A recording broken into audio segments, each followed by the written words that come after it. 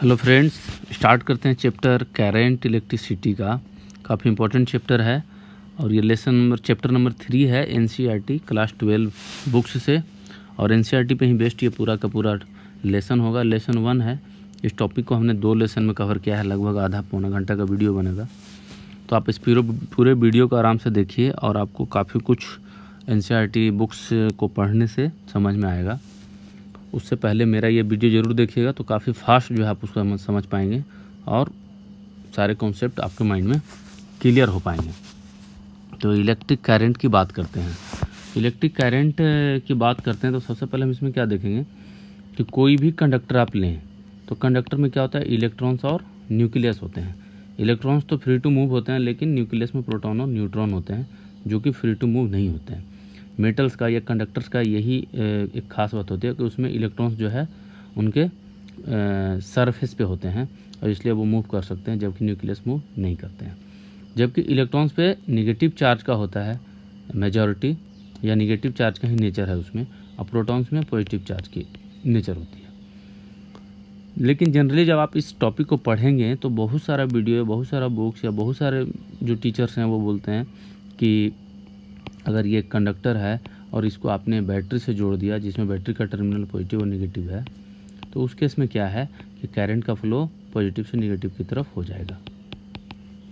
लेकिन आप सोच के देखिए, जब ये पॉजिटिव टर्मिनल है और इसमें जो इलेक्ट्रॉन्स हैं उसमें नेगेटिव चार्ज है, तो वो अट्रैक्ट किस डायरेक्शंस में होंगे, ये ठीक इसके अपोजिट, इस डायरेक्शंस में इलेक्ट्रॉन्स का अट्रैक्शंस होगा। मतलब इलेक्ट्रॉन्स जो है पॉजिटिव टर्मिनल्स पे आना चाहेंगे। अब तो फिर पॉजिटिव हम क्यों बोलते हैं कि पॉजिटिव आयंस या पॉजिटिव चार्ज इस डायरेक्शन में फ्लो कर रहे हैं, तो इसलिए कि करंट का जिधर डायरेक्शन है उधर ही डायरेक्शन किसका होगा, पॉजिटिव चार्ज का या पॉजिटिव आयंस का। तो इस तरह का जब आप कॉन्सेप्ट लेकर चलेंगे तो सर्किट बनाने में या इक्वेशंस लिखने में आसानी होती है। तो हम सीधा बोलते हैं कि करंट का जो फ्लो है पॉजिटिव चार्ज के डायरेक्शंस में है, या करंट का जो डायरेक्शन है, करंट का फ्लो जो है वो क्या है, negative of direction of movement of electrons का है। तो ये एक कॉन्सेप्ट है बेसिकली। चलिए हम आगे देखते हैं कि इलेक्ट्रिक करंट में तो हमें कोई भी कंडक्टर में क्या देखना होता है कि नेट चार्ज का फ्लो कितना हुआ, पॉजिटिव चार्ज कितना फ्लो हुआ, निगेटिव चार्ज कितना फ्लो हुआ। तो पॉजिटिव और निगेटिव चार्ज के फ्लो को ही हम टोटल करेंगे तो उससे हमें मिलेगा नेट चार्ज। और नेट चार्ज का फ्लो उस कंडक्टर्स में क्या होता है कि कंडक्टर्स में आप एक एरिया लीजिएगा, उस एरिया के परपेंडिकुलर ही चार्ज का फ्लो होता है। Direction of flow of charge perpendicular to the area. और ये हो गया फॉरवर्ड डायरेक्शंस। एरिया क्या होगा, नॉर्मल होगा फ्लो ऑफ चार्ज का। अगर फ्लो ऑफ चार्ज इस डायरेक्शंस में है तो एरिया हमारा इसके ठीक परपेंडिकुलर लेंगे और इससे परपेंडिकुलरली ही चार्ज क्रॉस करेगा। तो नेट चार्ज देख लीजिए, वहाँ से आप पता कर पाएंगे कि करंट का फ्लो किस तरह से होगा। और ये जो नेट चार्ज है कोई भी कंडक्टर से फ्लो करने का, ये नेट चार्ज क्या होता है, प्रोपोर्शनल होता है टाइम टी का। मतलब Q प्रोपोर्शनल टू T होगा, जहाँ पे Q हमारा क्या है, नेट चार्ज है कि कोई कंडक्टर से कितना पॉजिटिव चार्ज फ्लो किया और कितना निगेटिव चार्ज। तो इसलिए हम लिखते हैं Q is equal to IT। Proportionality को हटाते हैं और वहाँ पे एक टर्म हम I इन्वॉल्व करते हैं। और ये जो I प्रोपोर्शनल कांस्टेंट है इसको फिर हम लिखते हैं I equal to Q upon T। तो करंट जो है across area in forward directions, ये हमने यहाँ पे डिसाइड किया I equal to Q upon T। इसका कॉन्सेप्ट कहाँ से आया कि चार्ज जो है वो टाइम का प्रोपोर्शनल होता है। कि कंडक्टर के किसी भी एरिया से आपने कंडक्टर लिया और इसका परपेंडिकुलर कोई एरिया ए है, तो हम देखते हैं कि 0 से T टाइम में यहाँ से कितना चार्ज फ्लो किया। अगर Q चार्ज फ्लो हो गया तो ये Q प्रोपोर्शनल T का होता है, और अगर ज़्यादा समय के लिए मॉनिटर करेंगे तो Q का वैल्यू बढ़ जाएगा। इसलिए Q इक्वल टू फिर IT लिखते हैं और यहाँ से I equal to Q upon T बोलते हैं। ये प्रोपोर्शनलिटी कांस्टेंट ही करंट को बतलाता है। करंट जो है I जो है वो क्या होगा, पॉजिटिव। कब, जब डायरेक्शन हमारा क्या होगा, फॉरवर्ड डायरेक्शन होगा। और जो करंट है वो क्या होगा, निगेटिव, जब करंट क्या होगा, बैकवर्ड डायरेक्शंस में होगा। ठीक है, कहने का मतलब कि कोई आपने कंडक्टर लिया और नॉर्मली अगर चार्ज का फ्लो इस तरह से हो रहा था तो इधर आप क्या बोल दिया, करंट आई, ठीक है। लेकिन अगर आपने करंट को सर्किट में इधर से लूप में लिया, सर्किट को हम एक पॉइंट से दूसरे पॉइंट तक ले आते हैं, ए से बी में रीडाउट करते हैं, और इसी डायरेक्शन में अगर करंट है तो हमारा आई का वैल्यू पॉजिटिव होगा। लेकिन हम सर्किट अगर उल्टे डायरेक्शन में पढ़ रहे हो लेकिन करंट तो इसी डायरेक्शन में रहेगा, तो वहाँ पे आई का वैल्यू हम निगेटिव लेंगे, ठीक है। Electric current at time T पे अगर बताना हो, मतलब इंस्टेंटेनियस करंट की बात करें हम, तो जो हम डेल्टा टी टाइम ड्यूरेशन तक देख रहे थे कितना चार्ज फ्लो हुआ, वो डेल्टा टी क्या होना चाहिए, टी के बराबर होना चाहिए, मतलब delta T tends to zero. तो आई टी को हम बोलते हैं limit delta T tends to zero del Q upon del T. उस केस में स्मॉल टाइम इंटरवल में पहले देखेंगे टोटल चार्ज और फिर टी को हम लिमिट का यूज करके जीरो कर देंगे, मतलब कि ये है टी टाइम, और इस थोड़ा समय के लिए और मॉनिटर करेंगे, T plus delta T time करेंगे। तो ये डेल्टा टी जब जीरो हो जाएगा तभी टी से समय पे आप बता पाएंगे कि करंट कितना है या कितना था। एसआई यूनिट करंट का क्या होगा, तो एसआई यूनिट करंट का होता है एम्पियर, और एम्पियर अपने आप में एक बड़ा यूनिट है, स्केल है, तो हम उसमें मिली एम्पियर का यूज करते हैं सर्किट्स वगैरह में। अगर कोई बैटरी से आप एलईडी बल्ब भी कनेक्ट करें तो वहाँ करंट का जो खपत है वो मिली एम्पियर में होगा। और इलेक्ट्रॉनिक्स का सर्किट जो है, मोबाइल के चार्जर्स हो गए, मोबाइल के अंदर के जो छोटे जो इलेक्ट्रॉनिक सर्किट है, उसमें जो करंट है, करंट का रेटिंग उसमें बहुत कम होता है, माइक्रो एम्पियर में, milli ampere micro ampere. Ampere में 1 एम्पियर 2 एम्पियर 5 एम्पियर करंट काफ़ी होता है। आपके घर में जो बड़ा सा 3 पिन का सॉकेट होगा वो भी 10 एम्पियर के आसपास का होता है। तो ये डोमेस्टिक अप्लायंस में यूज होते हैं ये सब यूनिट्स।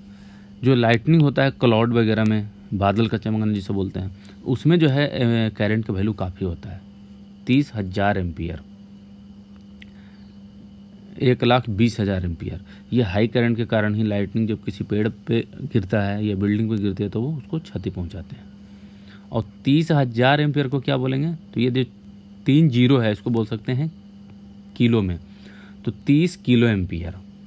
और ये अगर ये 120 किलो एम्पियर, इस तरह से। जो नर्वस सिस्टम है हमारा, उसमें भी करंट का फ्लो होता है, क्योंकि नर्वस सिस्टम जो है हमारे माइंड से कंट्रोल होता है, वहाँ पे ब्रेन को इलेक्ट्रोमैग्नेटिक सिग्नल देते हैं, तो सिग्नल का फ्लो है, इसका मतलब करंट का फ्लो होगा, वहाँ पे माइक्रो एम्पियर में होता है हमारे ब्रेन में, ये नर्वस सिस्टम जो करंट का फ्लो है। दूसरा जो पॉइंट है यहाँ पे है electric current in conductor. Conductor में इलेक्ट्रिक करंट को बारे में देखना है यहाँ पे। तो आपको पहले बताया कि जो फ्री इलेक्ट्रॉन्स हैं वही मेनली रिस्पॉन्सिबल हैं करंट्स के लिए, खासकर कंडक्टर्स में, मेटल्स में। सॉलिड कंडक्टर्स की बात करें तो इसमें भी क्या होगा, पॉजिटिव चार्ज होगा न्यूक्लियस का, इलेक्ट्रॉन्स का निगेटिव चार्ज होगा। फ्री इलेक्ट्रॉन्स जो है मूव करेंगे और जो न्यूक्लियाई हैं वो क्या रहेंगे, फिक्स रहेंगे।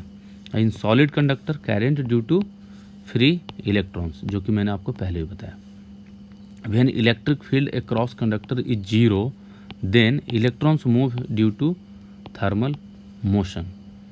कहता है electric field across conductor is zero, तो इलेक्ट्रिक फील्ड जीरो है, इसका मतलब क्या है, बैटरी आपने कनेक्ट नहीं किया है, ठीक है। वहाँ भी अगर इलेक्ट्रॉन्स का मूवमेंट हो तो किसके कारण होगा, थर्मल मोशन होगा, मतलब कंडक्टर के में जो टेम्परेचर होगा और कंडक्टर के बाहर जो इन्वायरमेंट का टेम्परेचर है, उन दोनों में जो टेम्परेचर डिफरेंस है वही यहाँ पे थर्मल मोशन कराएंगे।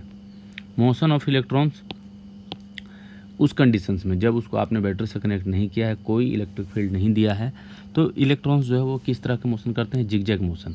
यहाँ से इधर जाएगा इलेक्ट्रॉन्स, फिर इधर टकराएगा, फिर यहाँ से कॉलिजन करेगा, फिर इधर जाएगा, तो एक जिगजैग पाथ पे ये चलते हैं। कब, जब इलेक्ट्रिक फील्ड जीरो है, कोई बैटरी से आपने कनेक्ट नहीं किया है, तो इन इलेक्ट्रॉन्स का नेट डिस्प्लेसमेंट देखा जाए तो क्या होता है, जीरो। नेट चार्ज फ्लो भी इसमें क्या होगा, जीरो, क्योंकि कोई भी एरिया आप लेंगे तो अगर उसमें अभी इलेक्ट्रॉन्स इन किया है तो पता चला कि आफ्टर टू मेनी कॉलिजन उसमें कुछ इलेक्ट्रॉन्स आउट और इन दोनों हुआ है, तो नेट चार्ज वहाँ पे क्या हो जाएगा, जीरो। तो ये सब ध्यान आपको रखना पड़ेगा कि जब बैटरी से कनेक्ट नहीं किया है तो कोई भी कंडक्टर में नेट चार्ज जीरो, जबकि चार्ज का फ्लो है लेकिन जिगजैग पाथ होने के कारण कोई भी आप एरिया उसमें अगर एज्यूम करेंगे तो उस एरिया के अक्रॉस पॉजिटिव और निगेटिव या जितना निगेटिव चार्ज एक डायरेक्शन से गया दूसरे डायरेक्शन में उतना ही निगेटिव चार्ज आ गया, तो नेट चार्ज जीरो हो जाता है। No any current flow in conductor when electric field is zero. तो चार्ज का फ्लो है लेकिन करंट नहीं होगा क्योंकि नेट चार्ज जीरो हो जाएगा। ठीक है, charge plus Q neutralize by electron. अब अगर यहाँ पे डाइलेक्ट्रिक हम ले लें, कोई भी कंडक्टर लें और उसके एक एंड पे पॉजिटिव चार्ज और दूसरे एंड पे नेगेटिव चार्ज, हम इसको स्टैटिक मोड में रखेंगे। स्टैटिक मोड में तभी रहेगा जब ये क्या रहेंगे, दोनों एंड पे जो हम एरिया जूम करेंगे ये क्या होंगे, डाइलेक्ट्रिक होंगे। और डाइलेक्ट्रिक, दोनों डाइलेक्ट्रिक के बीच में क्या होगा, कंडक्टर्स होगा। ये कंडक्टर्स है जिसमें इलेक्ट्रॉन्स है। ठीक है, तो यहाँ पॉजिटिव चार्ज हो गया, निगेटिव चार्ज हो गया, तो पॉजिटिव से निगेटिव की तरफ क्या हो जाएगा, इलेक्ट्रिक फील्ड होगा। इलेक्ट्रिक फील्ड का डायरेक्शन पॉजिटिव से निगेटिव की तरफ। तो अब इधर पॉजिटिव है तो इस कंडक्टर में जो इलेक्ट्रॉन्स हैं वो अट्रैक्ट होंगे किसके तरफ, पॉजिटिव प्लेट की तरफ, पॉजिटिव डाइलेक्ट्रिक प्लेट की तरफ। और न्यूक्लियस निगेटिव डाइलेक्ट्रिक, लेकिन न्यूक्लियस का मूवमेंट तो है नहीं, तो सिर्फ इलेक्ट्रॉन्स का फ्लो होगा। किस पे आएगा, वो पॉजिटिव चार्ज पे आएगा और इसको न्यूट्रलाइज करेगा। और ये चार्ज का फ्लो कब तक होगा, जब तक ये पूरा का पूरा पॉजिटिव चार्ज न्यूट्रलाइज ना हो जाए। अब सोचिए, तो इधर से जब इलेक्ट्रॉन्स का फ्लो होगा तो इस प्लेट के नियर बाय में अपने आप पॉजिटिव चार्ज या होल्स का क्रिएशन हो जाएगा। न्यूक्लियस का तो मूवमेंट नहीं होगा। ठीक है, और जब तक चार्ज का फ्लो होगा तो करंट का फ्लो होगा, और ये बहुत शॉर्ट टर्म में होता है, अपने आप फिर ये क्या हो जाएगा, न्यूट्रलाइज हो जाएगा। If race charge given to both ends then continuous flow of electrons and hence current flow. तो करंट का फ्लो होने के लिए कंटिन्यूअस इलेक्ट्रॉन्स का फ्लो होना जरूरी है। और कंटिन्यूअस इलेक्ट्रॉन्स का फ्लो तब होगा अगर आपने इसको बैटरी से कनेक्ट नहीं किया है, पॉजिटिव और नेगेटिव प्लेट से सिर्फ कनेक्ट किया है, तो इलेक्ट्रॉन्स कंडक्टर का यूज होगा, सरफेस इलेक्ट्रॉन्स, फ्री इलेक्ट्रॉन्स, और इसको न्यूट्रलाइज करेगा। लेकिन शॉर्ट टर्म के लिए उसमें क्या होगा, करंट का फ्लो इस्टेब्लिश होगा और उसके बाद करंट का फ्लो पॉसिबल नहीं है। तो अगर करंट का फ्लो कंटिन्यूअस हो, इसके लिए क्या है, आप उसको बैटरी से कनेक्ट कीजिए, एक सेल से कनेक्ट कीजिए, जो कि क्या करेगा कि पॉजिटिव एंड पे पॉजिटिव चार्ज और नेगेटिव एंड पे नेगेटिव चार्ज देगा। लेकिन जो नेगेटिव चार्ज देगा वो क्या होगा, इलेक्ट्रॉन्स। तो इसमें लगातार क्या होगा, एक्चुअली खपत किसकी होती है, इलेक्ट्रॉन्स की। तो इलेक्ट्रॉन्स कंडक्टर के अंदर से जाएगा पॉजिटिव प्लेट पे, और कंडक्टर में अंदर हम इलेक्ट्रॉन्स फीड करेंगे बैटरी के नेगेटिव चार्ज से। तो फ्रेश चार्ज जो है सप्लायर, सेल और बैटरी हो सकता है। जब ये रहेंगे तभी करंट का फ्लो क्या हो जाएगा, सेटअप रहेगा कंटिन्यूअसली। तीसरा पॉइंट है ओम्स लॉ। ओम्स लॉ क्या है, आपने पढ़ा होगा, तो एक बार फिर से रिपीट कर लेते हैं। ओम्स लॉ है V प्रोपोर्शनल I का, कि कोई भी कंडक्टर में अगर करंट का वैल्यू बढ़ाया जाए तो वोल्टेज भी दो टर्मिनल के बीच में बढ़ेगा, या वोल्टेज बढ़ाया जाए दो टर्मिनल के बीच में तो करंट का फ्लो भी बढ़ता जाएगा। इसलिए V इक्वल टू IR बोलते हैं। जैसे अभी हमने क्या देखा था कि प्रोपोर्शनल T का, तो Q इक्वल टू क्या हो गया, IT। तो प्रोपोर्शनलिटी कांस्टेंट हटने से ही करंट का यहाँ पे कॉन्सेप्ट आया। ठीक इसी तरह V प्रोपोर्शनल I का होता है, उस प्रोपोर्शनलिटी को हटाते हैं तब हम प्रोपोर्शनल की जगह पे क्या लिखते हैं, R है प्रोपोर्शनलिटी कांस्टेंट। इसको बोलते हैं रेसिस्टेंस ऑफ द कंडक्टर। क्यों कि V इक्वल टू IR, आपने वोल्टेज तो बढ़ाया, ठीक है, और करंट का वैल्यू स्मॉल होगा जब R का वैल्यू ज़्यादा होगा। R का वैल्यू अगर कम होगा तो करंट का वैल्यू ज़्यादा होगा। तो इस तरह से R जो है कहीं ना कहीं वोल्टेज और करंट को कंट्रोल करता है, रेसिस्ट करता है, उसको रोकता है और फिक्स करता है। इसलिए हम उसको बोलते हैं प्रोपोर्शनलिटी कांस्टेंट को रेसिस्टेंस ऑफ द कंडक्टर। इसका यूनिट होता है ओम, और उसको इस तरह के सिंबल से हम दिखाते हैं। चूँकि ओम नाम के जो फिजिसिस्ट थे उन्होंने ये लॉ बताया था, इसीलिए इसको ओम्स दिया गया है ऐसा यूनिट। ठीक है, R डिपेंड्स ऑन किस पे, L पे। कंडक्टर की लंबाई कितनी है उस पर डिपेंड करेगा। अगर लंबाई कम है तो रेसिस्टेंस कम होगा, लंबाई ज़्यादा है तो रेसिस्टेंस ज़्यादा होगा। एक चीज़ बता दें, जो रेसिस्टेंस है वो डिपेंड करता है फ्लो ऑफ इलेक्ट्रॉन को रोकने के ऊपर। तो अगर बहुत ज़्यादा बड़ा कंडक्टर है तो उसमें इलेक्ट्रॉन्स जो है बहुत सारा कॉलिजन करके आएगा, तो वहाँ पर रेसिस्टेंस ज़्यादा होगा। R जो है इन्वर्सली प्रोपोर्शनल होता है एरिया का। अगर इसका एरिया ऑफ क्रॉस सेक्शन आपने बड़ा ले लिया तो R का वैल्यू कम होगा। ठीक है, क्यों, क्योंकि जब एरिया बड़ा होगा तो ये पूरा का पूरा मटेरियल इतने इसी एरिया में आ जाएंगे। तो इलेक्ट्रॉन्स का क्या होगा, डिस्टेंस जो है इस टर्मिनल तक आने में कम हो जाएगा। और अगर एरिया कम हुआ तो ये और लेंथ में बढ़ेगा हमारा रेसिस्टेंस कंडक्टर। तो इलेक्ट्रॉन्स का जो मूवमेंट है किसी भी पॉइंट से टर्मिनल तक आने में उसको ज़्यादा हिंड्रेंस होगा, ज़्यादा उसको टाइम लगेगा, ज़्यादा कॉलिजन होगा। तो इसलिए ये इन्वर्सली प्रोपोर्शनल हो जाएगा एरिया का, मतलब एरिया का वैल्यू ज़्यादा तो रेसिस्टेंस कम और करंट का फ्लो भी ज़्यादा हो जाएगा। अब इन दोनों को कंबाइन करेंगे तो हम क्या करेंगे, R proportional L upon A का बोलेंगे। तो R is equal to rho L upon A, जहाँ पे ये रो क्या है, रेसिस्टिविटी, और आर जो है वो डिपेंड्स करता है किस पे, मटेरियल पे और मटेरियल के डायमेंशन पे। ये सिल्वर है, गोल्ड है, कॉपर है, आयरन है, और इसका डायमेंशन स्क्वायर शेप में है, रेक्टेंगुलर शेप में है, सिलिंड्रिकल शेप में है, तो इसके शेप पे भी डिपेंड करता है आर। लेकिन जो ये रेसिस्टिविटी है, जो नया टर्म आया R is equal to rho L upon A, इस पर बहुत सारे क्वेश्चन आपको आएंगे, न्यूमेरिकल्स आएंगे, वो भी मैं बताऊंगा आगे के लेसन्स में। तो जो रेसिस्टिविटी है रो, वो डिपेंड्स करता है कि इस पर मटेरियल की प्रॉपर्टी पे, शेप एंड साइज पे नहीं डिपेंड करता है। मटेरियल की प्रॉपर्टी मीन्स कॉपर है कि आयरन है, सिल्वर है, इन पे डिपेंड करेगा, उनके डायमेंशन पे नहीं। सिल्वर बायर लें या सिल्वर का स्क्वायर स्लैब लें, दोनों के लिए रो का वैल्यू बराबर होगा। ठीक है, इसको बोलेंगे रेसिस्टिविटी। तो रेसिस्टिविटी कहाँ से आया, रेसिस्टेंस से।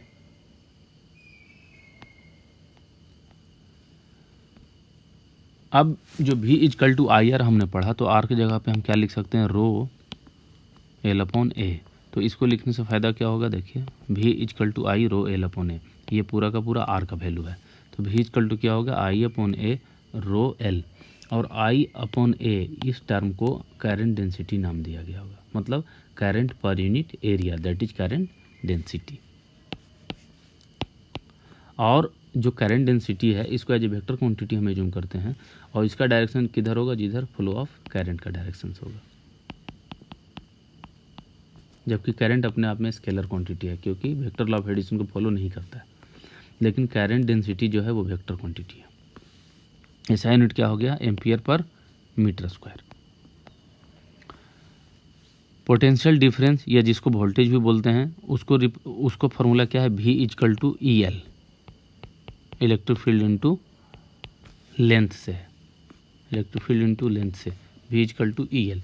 ये फार्मूला आपको आगे के भी लेसन में मिलेंगे, यहाँ भी आप याद रखिए।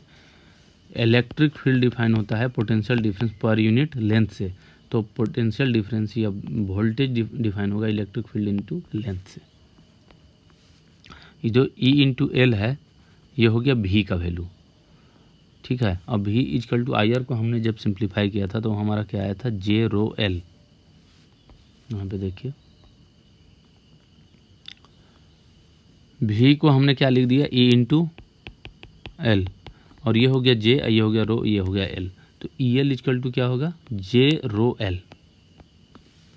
यहाँ से ई वेक्टर, अब यहाँ पे क्या होगा, जो कांस्टेंट पार्ट है उसको हटा दीजिए, जैसे एल है, तो इलेक्ट्रिक फील्ड इजकल टू क्या होगा, जे रो, या J is equal to E by rho. अलग अलग फॉर्म में इसको याद रख सकते हैं, electric field is equal to J rho. तो आपका क्या है कि फॉर्मूला को डिराइव करना, कंबाइन करना सीखिएगा। जैसे V is equal to I R, R is equal to rho L upon A, और J is equal to I upon A, और इन सब को जब मिलाएंगे तो बहुत सारा फार्मूला बनेगा, और V is equal to E into L. तो इनके कम्बिनेशन जो फार्मूला बनेंगे, इनसे बहुत सारे न्यूमेरिकल्स बनते हैं, ऑब्जेक्टिव भी बनते हैं। तो इनको कंबाइन करके आप फार्मूला बहुत सारा बना सकते हैं। और फिर आएगा आपको conductivity, sigma is equal to 1 upon row,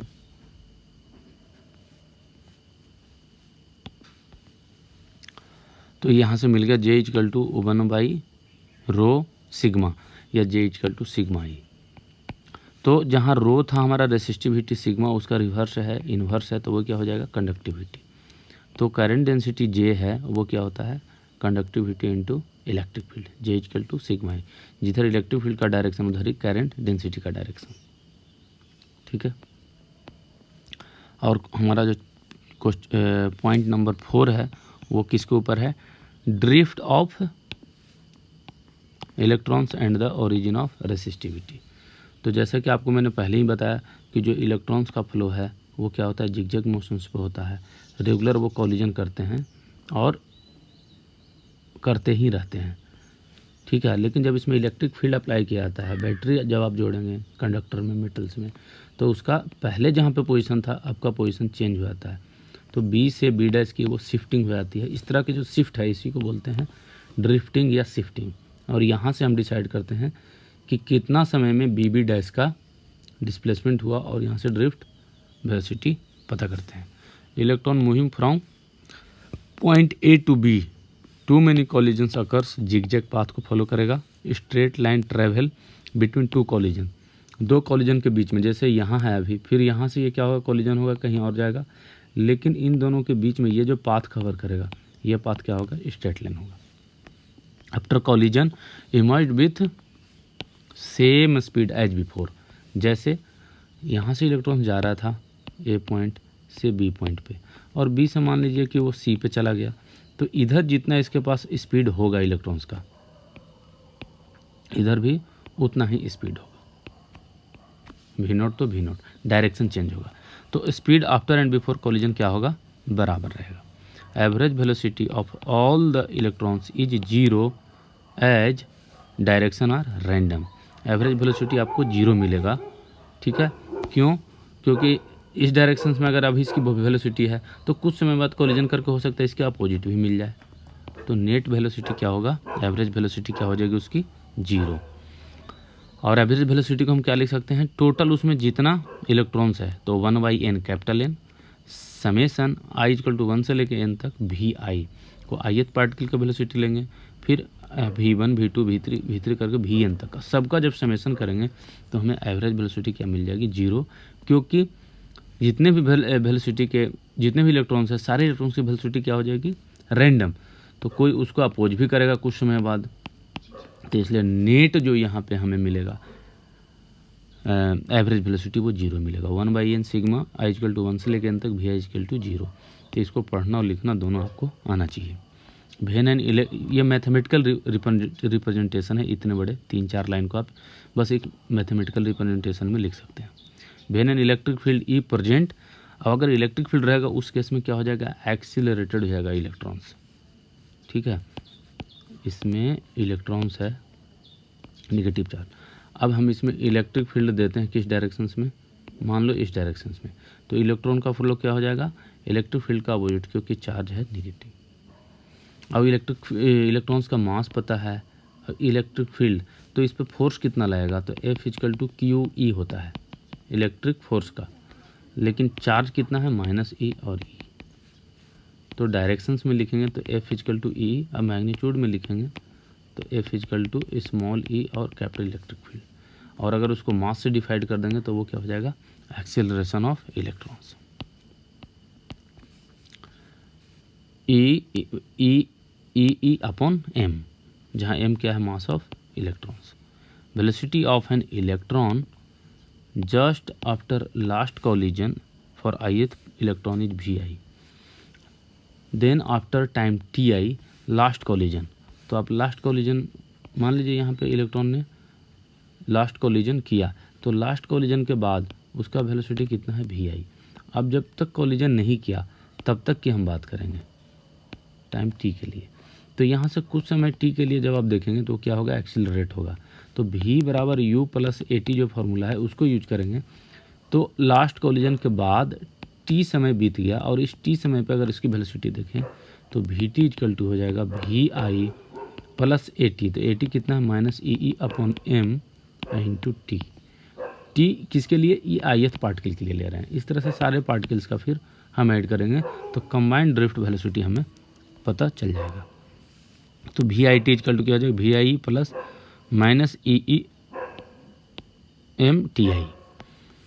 time interval between two collision for all electrons are random, so let tau be the average time interval between collision for all.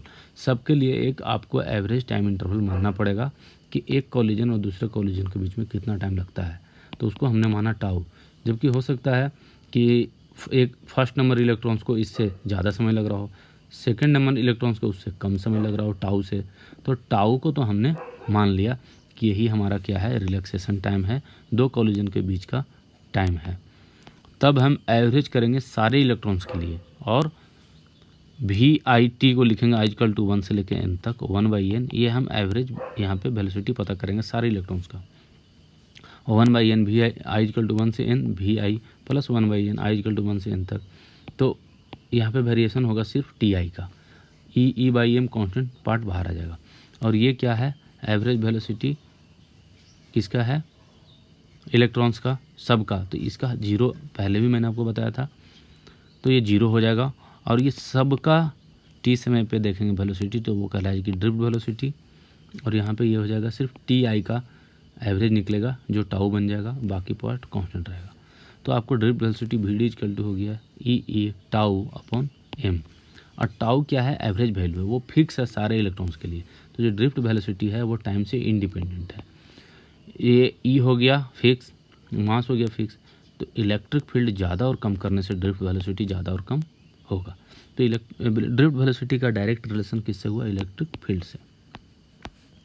n equal to number of free electrons in unit volume, then in time delta T total electrons crosses the area A equal to n into V D delta T into A. अब यहाँ पे drift velocity को हम और उस formula को enlarge करना चाह रहे हैं। तो हमने क्या किया कि जो हमने कंडक्टर लिया उसमें टोटल नंबर ऑफ इलेक्ट्रॉन्स मान लिया कितना, स्मॉल n।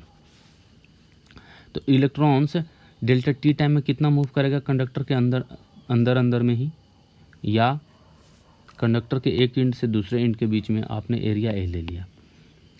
तो टी इक्वल टू 0 पे कुछ इलेक्ट्रॉन्स यहाँ से क्रॉस कर जाएगा, लेकिन जैसे आप टाइम इंटरवल बढ़ाएंगे तो पीछे से और भी इलेक्ट्रॉन्स है जो इसको क्रॉस करेंगे। तो अगर डेल्टा टी इंटरवल लेते हैं तो टोटल कितने इलेक्ट्रॉन्स क्रॉस करेंगे, तो वी डी डेल्टा टी से आपको एक लेंथ मिल जाएगा, ये एरिया मिल जाएगा, इनको मल्टीप्लाई करेंगे तो एक वॉल्यूम मिल जाएगा। तो V D delta T into area से एक जो वॉल्यूम बनेगा, उस वॉल्यूम में जितने इलेक्ट्रॉन्स हैं वो डेल्टा टी टाइम में इस एरिया को क्रॉस कर जाएंगे और वो सारे कहीं ना कहीं करंट में कंट्रीब्यूट करेंगे। तो ये हो जाएगा total electrons crossing in delta T time through a area A equal to n total number of electrons per unit volume V D delta T into A. I is the current flow in conductor, then in delta T time total charge passing through area A is I delta T. क्योंकि हम क्या पढ़े थे, Q equal to I T. तो आपको current का value जो है पता है, आई करंट फ्लो कर रहा है तो टी समय में कितना क्रॉस करेगा charge, Q equal to I T. और ड्रिफ्ट वेलोसिटी का कॉन्सेप्ट से हम देखें तो टोटल चार्ज कितना क्रॉस किया, n V D delta T A into E. अब यहाँ पे डेल्टा टी कैंसिल आउट हो जाएगा, तो हम लिखेंगे I equal to n V D A E, या इसको हम याद रखते हैं I equal to A V D N E. Current क्या हो जाएगा, एरिया पर डिपेंड करेगा, ड्रिफ्ट वेलोसिटी पर डिपेंड करेगा, नंबर ऑफ इलेक्ट्रॉन्स पर डिपेंड करेगा। मटेरियल्स सिल्वर है, गोल्ड है, तो उनमें नंबर ऑफ इलेक्ट्रॉन्स जो हैं वो अलग अलग होते हैं, तो करंट उस हिसाब से अलग होंगे। और वायर का एरिया ऑफ क्रॉस सेक्शन ज़्यादा और कम करने से करंट का वैल्यू ज़्यादा और कम होगा। और ड्रिफ्ट वेलोसिटी इलेक्ट्रिक फील्ड पर डिफाइन करता है, तो इलेक्ट्रिक फील्ड ज़्यादा तो ड्रिफ्ट वेलोसिटी ज़्यादा, तो इलेक्ट्रिक फील्ड ज़्यादा तो वोल्टेज ज़्यादा तो करंट भी ज़्यादा। तो यहाँ पे भी आपको प्रोपोर्शनल रिलेशन मिलेगा, I upon A equal to N V D E, और आई अपन एम को क्या बोलते हैं, J equal to N V D E. J equal to sigma E, J equal to क्या होता है, सिग्मा ई। तो यहाँ पे आप जे का वैल्यू रखें सिग्मा ई, एन और ई, और वी डी का वैल्यू क्या होगा, ई एम अपॉन टाउ। ठीक है, जो एक्सेलरेट होने पे हमने यहाँ पे V equal to U plus A T से निकाला था फार्मूला। ई और ई कैंसिल आउट हो जाएगा, तो सिग्मा बराबर हो जाएगा n e square upon mass हो गया M into tau, and J equal to क्या हो जाएगा, n e square tau upon M E. तो यहाँ पे आपको कौन कौन सा फार्मूला या देखिए फिर से यूज हो गया, आप माइंड में रखिएगा, I equal to A V D N E. तो बहुत सारा ऑब्जेक्टिव, बहुत सारे न्यूमेरिकल आप सॉल्व कर सकते हैं। J equal to sigma E, और J equal to I upon A, और Q equal to I T, V equal to I R, R equal to rho L upon A। इन सारे फार्मूला को लिखने का प्रयास कीजिए तो आपको याद हो जाएगा। और यहाँ पे एक चीज़ और, VD, जो VD था वो हमारा क्या आया था, EE by M mass into tau, ये याद रखिएगा। तो इन सबसे बहुत सारा आप इक्वेशन, बहुत सारा फार्मूला बना सकते हैं। और पॉइंट नंबर 5 है मोबिलिटी। एक टर्म है मोबिलिटी, इस पे बहुत ज़्यादा तो आपको न्यूमेरिकल्स वगैरह नहीं आते हैं, लेकिन चूंकि है टॉपिक तो ये पढ़ना है। तो मोबिलिटी को डिफाइन करते हैं ड्रिफ्ट वेलोसिटी का मैग्नीट्यूड और इलेक्ट्रिक फील्ड के मैग्नीट्यूड के रेशियो से। तो ये हमेशा क्या होगा, मैग्नीट्यूड है तो ये हमेशा क्या होगा, पॉजिटिव होगा। इसका यूनिट क्या होगा, तो ड्रिफ्ट वेलोसिटी मतलब क्या होगा, मीटर प्रति सेकंड, और इलेक्ट्रिक फील्ड क्या होता है, वोल्ट पर मीटर से, तो मीटर स्क्वायर वोल्ट सेकंड। ठीक है, तो magnitude of drift velocity per unit electric field से मोबिलिटी को हम डिफाइन करते हैं। तो यहाँ पे VD को क्या लिख सकते हैं, ई टाउ अपॉन एम, और इलेक्ट्रिक फील्ड कैंसिल आउट हो जाएगा तो ई टाउ बाई एम। इस तरह से आप मोबिलिटी को बस फॉर्मूला याद रखिए, बाकी जैसा फॉर्मूला जिस फॉर्म में आपको क्वेश्चन में पूछा जाए उसको डेराइव करना सीखिए। लिमिटेशंस ऑफ ओम्स लॉ, तो ओम्स लॉ क्या बोलता है, करंट का वैल्यू बढ़ाएंगे तो वेलोसिटी भी बढ़ेगा, किस में, प्रोपोर्शनल में। लेकिन प्रोपोर्शनल में कब होगा, जब उसमें प्रोपोर्शनल का गुण होना चाहिए। तो प्रोपोर्शनल मतलब लीनियर, तो ये लीनियर कुछ ही समय तक रहता है, उसके बाद क्या होता है, ये कर्व होना शुरू हो जाता है। ठीक है, तो कहता है V ceases to be proportional to I, तो ये हमेशा नहीं होता है। गुड कंडक्टर्स में भी लो करंट तक, करंट का स्मॉल वैल्यू तक ये लीनियर को फॉलो करता है, और करंट का वैल्यू बढ़ाने पे ये कर्व हो जाते हैं। तो V limitations of Ohm's law यही हो गया, V equal to IR low currents के लिए, लो वोल्टेज के लिए यूज करते हैं, हाई रेटिंग्स हाई करंट में नहीं होता है। The relation between V and I depends on the sign of V।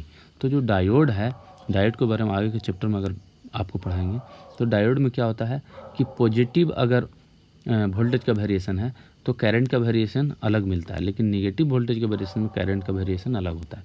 तो आप साफ देख सकते हैं कि यहाँ पे जो कर्व है ये वाला, और इधर में जो कर्व है ये वाला, दोनों में अलग स्लोप और अलग रेट के साथ वेरी कर रहे हैं। तो इसलिए बोला जाता है कि डायोड के केस में जो है आपको सेम करंट का जो फ्लो है वो नहीं मिलता है। ठीक है, अब आगे का टॉपिक है। तो डायोड में जो है V proportional I forward bias में अलग होगा और रिवर्स बायस में आएगा। फॉरवर्ड बायस में जहाँ मिली एम्पियर में वैल्यू मिलेगा, रिवर्स में माइक्रो एम्पियर में मिलता है। और पॉइंट C है, the relation between V and I is not unique. ऐसा नहीं है कि सारे मटेरियल के लिए V equal to IR follow होता है। गैलियम आर्सेनाइड एक मटेरियल्स है, तो गैलियम आर्सेनाइड मटेरियल्स में क्या होता है, V इक्वल टू I जो प्रोपोर्शनल वाला है, लीनियर वाला ग्राफ कुछ हद तक रहता है, उसके बाद नॉन लीनियर होना स्टार्ट होता है, और ग्राफ हमारा निगेटिव रेसिस्टेंस में मोड में भी आता है। तो ये हमेशा V इक्वल टू IR होगा या V प्रोपोर्शनल I होगा, ये एक यूनिक नहीं है, अलग अलग मटेरियल अलग अलग सिचुएशंस में ये वेरी करता है। और 7 और लास्ट पॉइंट है इस वीडियो का, रेसिस्टिविटी ऑफ वेरियस मटेरियल्स। तो रेसिस्टिविटी जो है वो डिसाइड करता है कंडक्टर, सेमीकंडक्टर और इंसुलेटर को। कंडक्टर्स में क्या आता है, मेटल्स। सेमीकंडक्टर्स में क्या होता है, कार्बन, जर्मेनियम, सिलिकॉन। ठीक है, इंसुलेटर्स में क्या आएगा, सिरेमिक, रबर, प्लास्टिक। ठीक है, इंसुलेटर का जो में जो रेसिस्टिविटी रो का जो वैल्यू होता है, जिसको ओम मीटर बोलते हैं। रेसिस्टिविटी का देखिए यूनिट कैसे, R equal to rho L upon A बोलते हैं। तो R के लिए क्या लिखेंगे, ओम्स, रो, L के लिए मीटर, ये मीटर स्क्वायर, तो एक कैंसिल आउट हो जाएगा, तो rho equal two ohm metre. तो यहाँ से होगा रेसिस्टिविटी का यूनिट ओम मीटर। और इंसुलेटर में क्या होता है, 10⁻18 टाइम्स मेटल से ज़्यादा होता है रेसिस्टिविटी, तभी तो इंसुलेटर में करंट का फ्लो पॉसिबल नहीं होता है। प्योर वाटर का रेसिस्टिविटी कम होता है, ग्लास का उससे ज़्यादा, और रबर का उससे भी ज़्यादा। कंडक्टर्स में क्या होता है, 10⁻−10। तो इधर जहाँ 10⁻18 है, प्लस में पावर है 18, और यहाँ माइनस में 8 और -6 है। 10⁻8 टू 10⁻6 ओम मीटर जो है ये कंडक्टर में होता है रेसिस्टिविटी का वैल्यू। तो सिल्वर Ag का सबसे कम होता है रेसिस्टिविटी, मतलब इसकी कंडक्टिविटी सबसे ज़्यादा होगी, करंट फ्लो ज़्यादा होगी। और कॉपर का सिल्वर से ज़्यादा और एल्युमिनियम का ज़्यादा।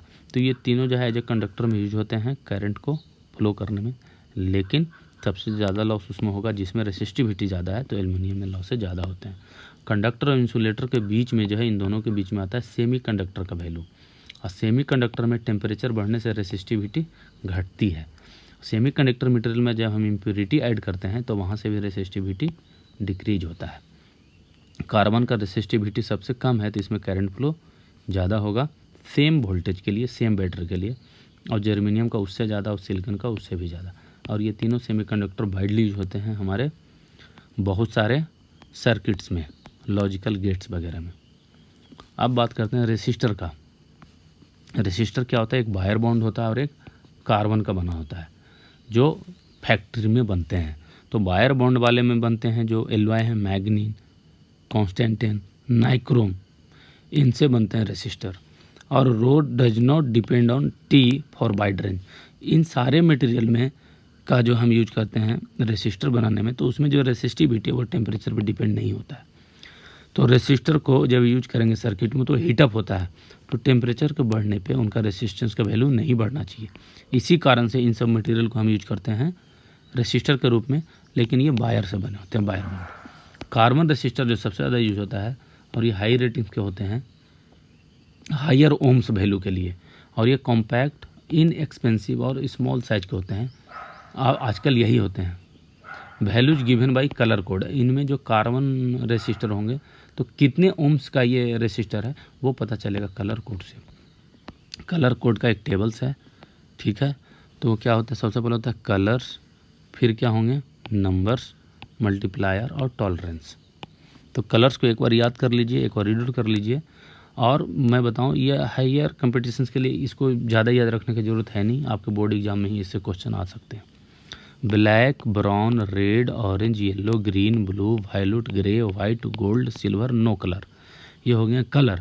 इन सब के कलर का करस्पॉन्डिंग नंबर्स है। ब्लैक अगर है तो 0, ब्राउन के लिए 1, रेड के लिए 2, ऑरेंज के लिए 3, येलो के लिए 4, ग्रीन के लिए 5। तो ग्रीन का 5 याद रखिए, उसके आगे पीछे का याद रखिए। Blue 6, violet 7, grey 8। तो ग्रे 8 इसलिए, मतलब ग्रे मतलब ग्रेट, तो लास्ट में 8 आया तो इस ग्रेट को 8 रखिए, और ग्रीन को 5 रखिए, वाइट को 9 रखिए। तो इस तरह से थोड़ा शॉर्टकट माइंड में फिटअप कीजिए और याद कर लेंगे। मल्टीप्लायर है, 0 है तो 10^0 1, 1 है 10^1 तो 10^1, फिर 2 है तो 10^200। इस तरह से आप मल्टीप्लायर यूज करिए। टॉलरेंस तो गोल्ड के लिए 5% होगा प्लस माइनस, सिल्वर के लिए प्लस माइनस 10, और नो कलर है, कोई कलर नहीं है तो प्लस माइनस 20% का वेरिएशन होगा। अब यहाँ पे हम देखते हैं जैसे ऑरेंज है, ब्लू है, येलो है और गोल्ड है। तो इसमें क्या होगा कि ऑरेंज है तो ऑरेंज के लिए हम नंबर देखेंगे, तो ऑरेंज का नंबर है 3 पे, ऑरेंज मतलब 3। और ब्लू का कितना हो जाएगा?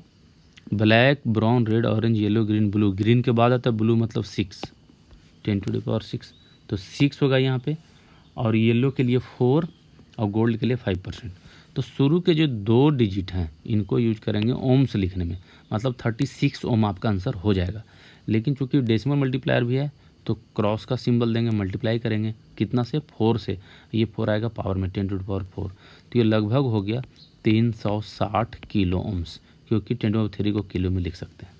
और टॉलरेंस तो गोल्ड कलर का है, अगर कलर दिया हुआ रेसिस्टर पे कलर बैंड होते हैं 1, 2, 3, 4, तो अगर ये गोल्ड वाला है तो 5%, तो 360 kelvin plus minus kilo ohms plus minus 5%।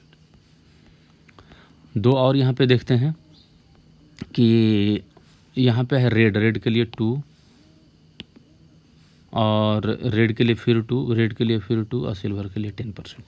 तो रेड मतलब तो 22 एम्स हो गया, मल्टीप्लाई 10^2, तो ये कितना हो गया? 0.2 किलो ओम्स। ऐसे करके लिखते हैं, प्लस माइनस 10%। येलो है, इसके लिए 4, और वायलेट के लिए 7, ब्राउन के लिए 1, और फिर 5%, तो 47.1 प्लस माइनस 5%। आपको हमारा ये वीडियो, ये लेक्चर कैसा लगा ज़रूर बताइएगा, और शेयर कीजिए, सब्सक्राइब कीजिए, दोस्तों के साथ कमेंट कीजिए। कोई भी